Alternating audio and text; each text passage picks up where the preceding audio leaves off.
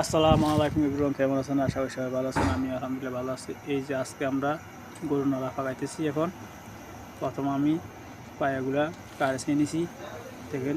এখন পেঁয়াজ, মরিচ, আদা বাটা, রসুন বাটা, আস্তা 4টে রসুন, গোড়া রসুন, তেজপাতা, জিরা এগুলো দিয়ে দিছি। তারপর দিছি হলুদ, লাল মরিচ, ময় মশলা, লবণ দিয়ে মিক্স করছি, ম্যাগনেট করছি, তেল দিছি দিয়া এই যে এখন পানি দিয়ে দিছি একসাথে, ঠিক আছে। যেহেতু লার্কি চুলা ধরামো, এই কারণে যে রাজমিরে বলছে আজ তুই চুলাটা ধরা, আমি আনতে আসি।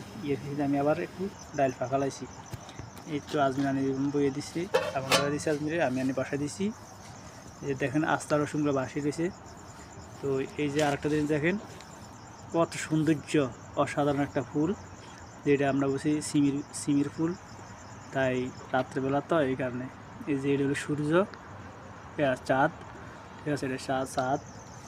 এই যে এখন এটা আমার এটা বলক দেয় না, বরফ পুরাপুরি কিছু পর বলক দিবে।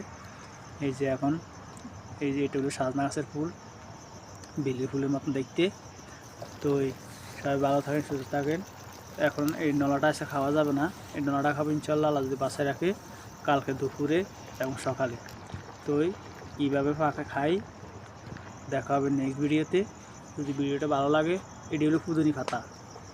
তো যদি ভিডিওটা ভালো লাগে লাইক শেয়ার কমেন্ট করবেন, আপনাদের মতামত জানাবেন। দেখা হবে নেক্সট ভিডিওতে। তো ফেসবুক দেখলে পেজটা ফলো করবেন, ইউটিউবে দেখলে ইউটিউব চ্যানেলটা সাবস্ক্রাইব করে দেবেন। আসসালামু আলাইকুম রহমতুল্লাহি ওয়া বারাকাতুহু।